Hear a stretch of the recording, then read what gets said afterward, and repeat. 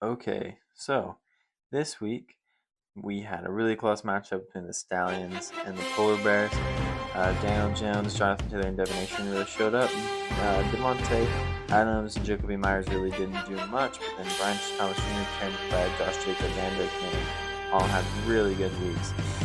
Then Matt Stafford really didn't show up. That was probably the difference, as well as Javonte Williams not really doing anything that kept the Stallions out of the pictures. But we also had really great performances from Patrick Mahomes, the Broncos defense, as well as Kyron Williams showing up as a wide receiver too, and Jamar Chase in the Snow Bunnies. Then we had a really close matchup between the Snow Bunnies and the Gators, with Jalen Hurts actually throwing some balls, as well as Brees Hall just not really showing up. Brees Hall didn't really do too much, as well as A.J. Brown, Jerry Jeudy, Michael Pittman, Jake Ferguson, and Alvin Kamara. But Christian McCaffrey and Bo Nix had pretty solid weeks. So all in all, pretty not a great week for but I forgot about the Pittsburgh defense. Really showed up for the Gators 2 weeks ago. For the Snow Bunnies, they're really dependent on how well the Lions do. And this was, in fact, the week that they played the Chiefs, and the Chiefs defense had, top 5. So obviously, Jared Goff did not have his best week, as well as Jahmyr Gibbs and David Montgomery, as well as Amon-Ra St. Brown. JMO had a pretty good week. That's a pretty good wide receiver, but Henry did not have a good week, and Khalil Shakir did not have a good week, as well as Mike Edwards. But Justin Herbert had a serviceable week, and Cameron Dicker really kept the Chargers in that game.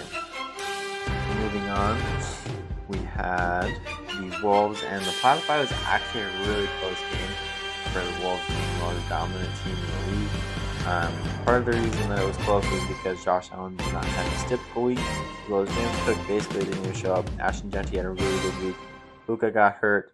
George Pickens and Jackson Smith-Njigba had really good weeks. J.K. Dobbins was not great. I cannot lie, that's not what we want to see. Tyler Warren once again had a great week, and Caleb Williams showed out, and the Tampa Bay Bucks really kept that defense alive. Okay. Now for the Platypi side of the ball, sadly, Jaden actually had a really good week, as well as Cameron Scatterby, 29 points is really good for a quarterback, not even a running back.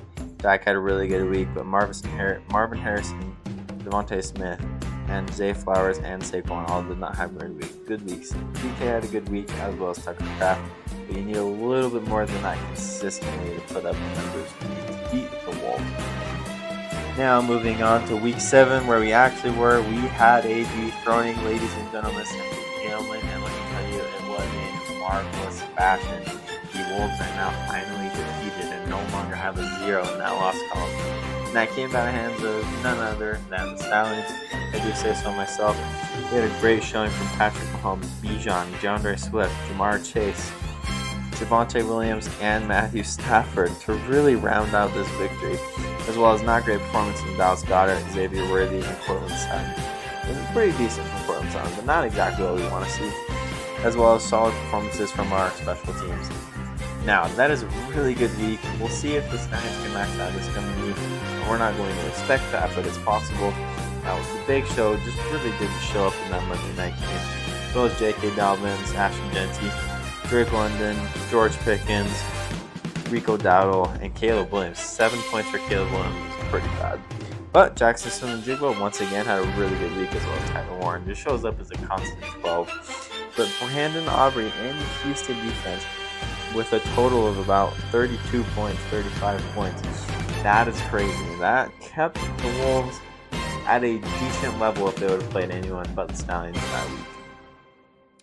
Now, moving on, the Platypi and the Gators. The Gators also showed up. If the Gators would have played the Stallions, they would have beat them this past week by 2 points. That would have been crazy. But anyway, moving on, we had a great performance by Jalen Hurts. He remembered how to throw the ball. Really good performance by Christian McCaffrey. He's the whole he's the whole offense of the Niners. A.J. Brown had a really good week. Obviously, he's catching the ball from Jalen. And then Jake Ferguson had a really good week catching balls from Dak Prescott, obviously, and Bo Nix. He did score 33 points in the fourth quarter. 38 points is outstanding from a quarterback. Alvin Kamara didn't really show up. Justin Jefferson didn't show up. Nico Collins didn't show up. And Breece Hall didn't show up. Jake Bates had a good week, and the Pittsburgh defense obviously did not show up because they got beat by the Bengals, and they should not have lost that game. Okay, last one of the week. Woo! The Polar Bears showed up and out. Woo! What a week. All right, we got 14 points from the defense. That's a standout. Drake May, great performance. Josh Jacobs as what is he? I think he's a running back. 17 points as a running back is crazy. Trey McBride as a tight end is at 18 points is insane. CD for a receiver, 17 is crazy. Devontae with 21. Jonathan Taylor with 31 points. You're not going to beat that very often with a running back. And Daniel Jones with 23. The only people that did not show up and show out was Brian Thomas Jr. as well as Devin A. Shane. But those are acceptable when the whole of the team is constantly doubling their performance from the week before. Great week from the Polar Bears. Now, honestly, great week from the Snow Bunnies. It just didn't end up going their way. They played a really hard matchup that week. Jared Goff did not show up. Jahmyr Gibbs, 106-yard rushing touchdown is crazy. David Montgomery did not show up that game. Emeka did not show up. Jameson Williams looked like he didn't play. Hunter Henry might as well not have played. Jalen Waddle basically did not play. Justin Herbert, though, 34 points is really good. And Amon-Ra St. Brown did have a good week. But no one else on the team for the Snow Bunnies. The Detroit defense, though, really did show up. 18 points is a lot, as well as Cameron Dicker putting up some points and keeping the Chargers in the game. Okay, we have some really interesting stats we want to look at here. I want to look at strength of schedule. This is how many points have been scored against your team. So basically, it's how hard of your match and how many points have other teams been able to score when you're going against them. Now, the Platypi have had the hardest schedule to date, and it's fitting that they are also in 6th in the standing. It's not really what you want to see, but it does happen.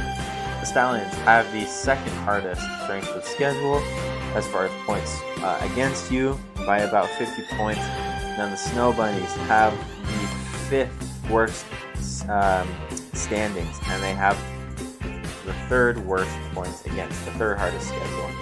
Now, really interesting. So basically, I wanted to point out that the Platypi have the 6th ranked standing, and they also have the most points against them scored. And the Wolves, who have the best standing, also have the 2nd least points scored against them. It's a little coincidence, maybe it's a favorable schedule, maybe it's a good team.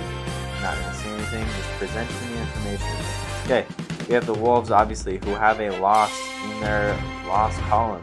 Stallions put that up, they're above 500. Platypi are pretty much just trying to get out of this year healthy. We got the Polar Bears and the Gators tied for 1st in their division, with the Snow Bunnies just pulling up, just trying to get into the playoffs. Okay, this coming week, Gators Stallions should be a really good matchup. 140 to 150 is the projected score. We got a lot of heavy hitters in this matchup. It's going to be a great one. Now, this is where our first problem pops up. We need everyone to pay attention. Platypi are supposed to have a great week. The Polar Bears are not, but that is because 3 starters are not in. If the Polar Bears find 3 starters to start, they should be competent and should be able to put the Platypi away. But that all relies on them actually starting people. Next up, we got the Wolves and the Snow Bunnies. The fact that the Snow Bunnies have 3 people not starting as well in the Lions defense and 2 running backs, and that they still have a 15% chance of winning is crazy. Snow Bunnies, please find some replacement players and be able to beat the Wolves. Let's get the Wolves on a 2-game losing streak, but when you need help, you have to pick up people. Okay, we've had a great 2 weeks. Let's keep it up, and let's remember to get some people on our lineups and make sure we beat everyone. I'll talk to you